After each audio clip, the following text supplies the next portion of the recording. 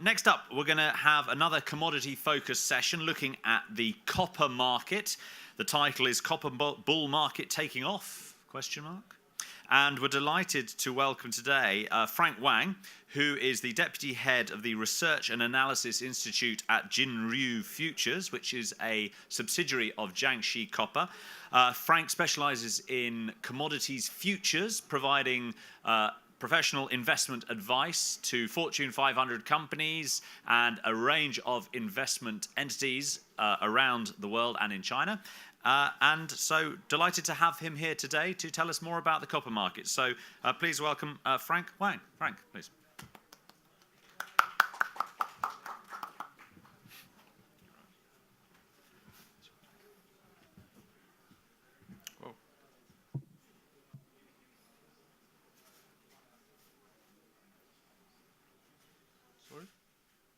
Yeah? Okay. Good morning, everyone. I'm very glad to be here to share my viewpoint about the copper market. First, I will give an introduction about myself. I come from Jinrui Futures, is one of the biggest futures company in China, which engined non-ferrous metals futures. And the parent company is Jiangxi Copper Group, is one of the biggest non-ferrous metals company in China. And I have 8 years experience in non-ferrous metals research. Today, I will talk about the copper market from the perspective of consumption.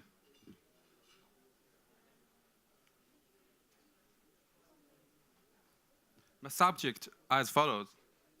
First part, I suggest that copper consumption has a poor perspective in the short and middle term. Second part, I hold the opinion that copper consumption has many growth points in the long time. In the long time is much better. And last, I will analyze the fundamental of copper and the expansion of the price. Okay, let's move to the first part. We can see the picture on the left. This is a global copper consumption structure. You can see that it's Asia which dominant in the global copper consumption. More than 70% of the global consumption is in Asia. Let's look at the picture on the right. The growth of the Asia copper consumption is much higher than the other regions. So it's Asia that determines the global copper consumption growth. We know that last year the global economy performed very well, but the good economy didn't mean the good copper consumption. You can find that there are always some contradictories between these two factors. Why does this happen? We propose 2 reasons.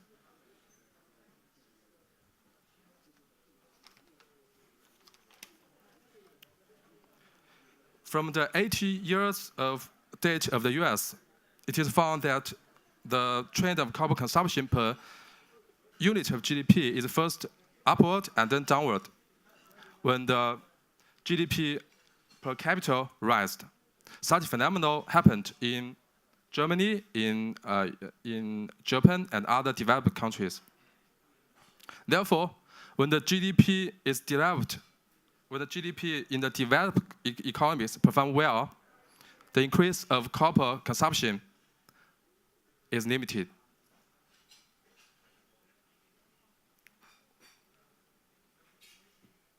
The Europe and US have import large quantities of electromechanic devices, complements transport facilities as well as metal products, and their copper consumption are reflected in the Chinese state rather than their old state.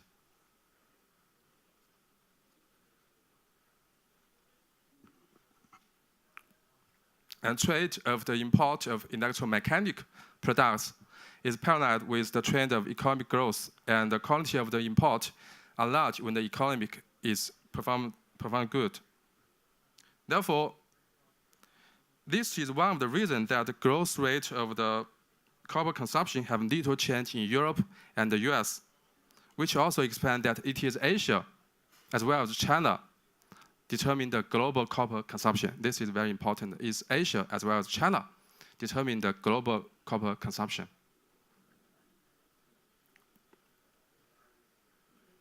It is very important to know that it is the real estimate investment that drive Chinese short-term economy. We know that in last year, the real estimate, the land purchase growth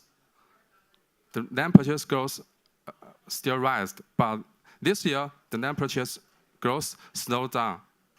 This will lead to the downfall of estimate investment and thereby burden China's economic growth.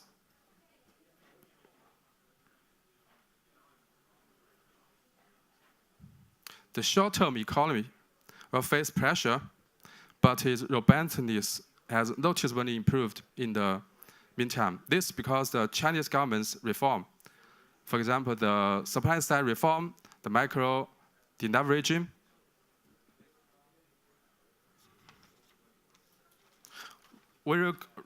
we think the economy is well supported to avoid a dramatic downfall.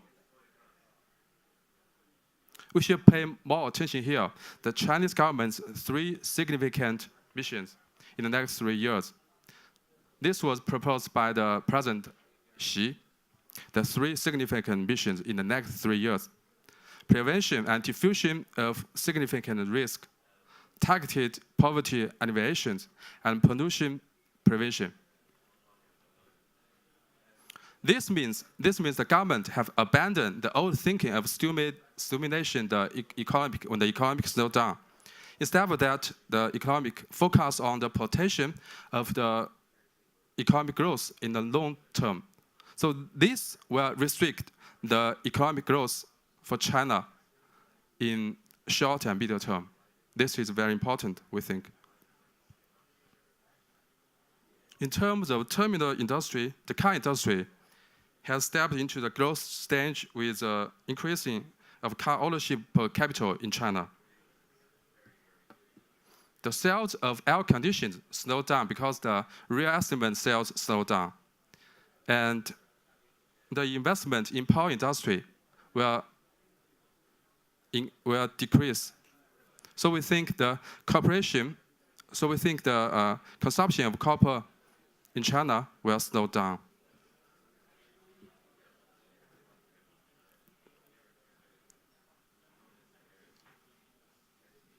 Although short and middle-term copper consumption is scant, there are many highlights in the long term.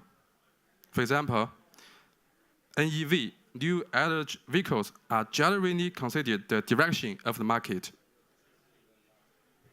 It is expected that the total sales number of the global NEV, new energy vehicles, would attain 3.74 billion, which the penetration rate of 4.85.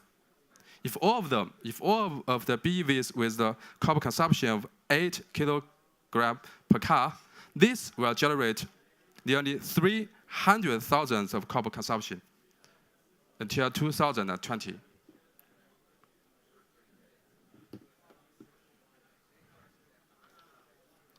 For charging piles, for charging stations, take China for example, by 2020, there will be more than 12,000 centralized charging piles and more than 4.8 million dispersed charging stations.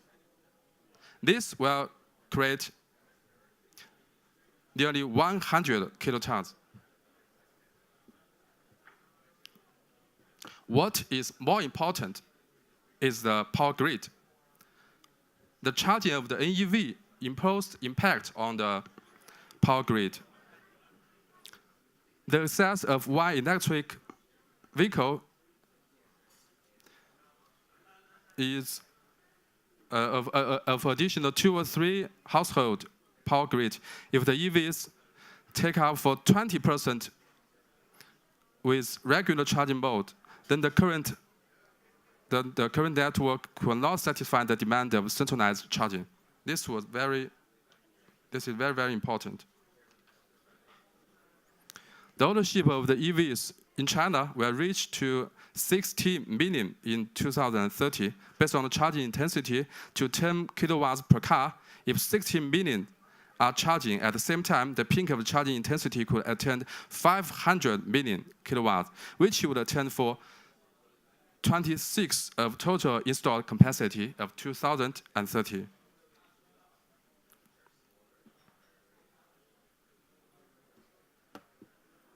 Although the total investment in electricity power field has decreased in recent years, the copper consumption would remain increasing as China is raising the investment in power grid.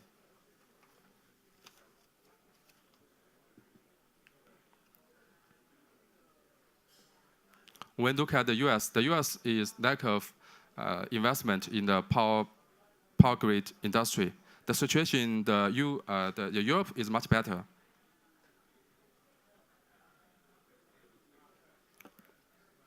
The reason that BR, the Belt and Road region, the reason that the BR region is considered as the next growth engine of copper consumption is that the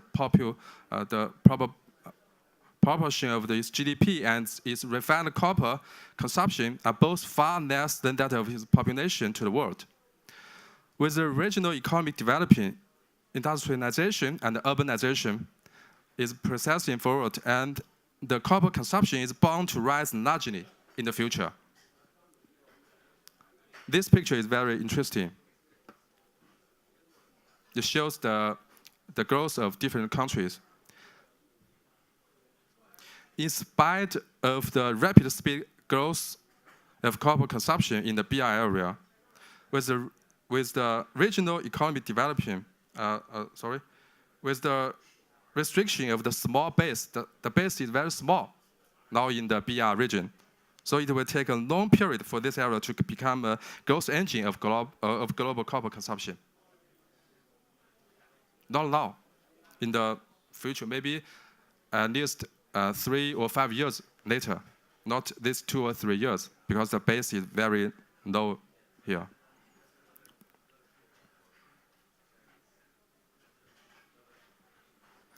Judging from the supply side, the shortage of copper concentrate, yes, the shortage of copper concentrate and copper scrap import and policy by the Chinese government are the most factors that the market concerned most, right? We know that the copper concentrate market is tight, but it does not imply a shortage of the refined copper market. We think the global refined copper market is just balanced. As for the copper scrap, we know that last year the Chinese government's ban on the number 7 copper scrap had huge impact on the market. This year, the import of the copper scrap of China, the tonnage decreased sharply, but not the copper quantity, because the content rised. We imported more number 7 copper scrap instead of we imported number 6 copper scrap instead of number 7 copper scrap. On the one hand, many companies are building factories, building some dismantling factories outside of China. On the other hand, the better demand and higher price stimulate the Chinese domestic scrap copper market. So we think the impact of the copper scrap have faded out. This is our balance sheet. We think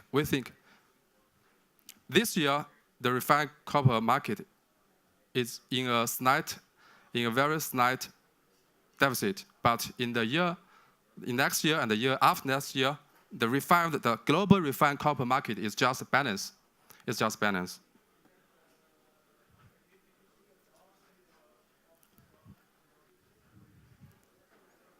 Okay, I will make a summarize.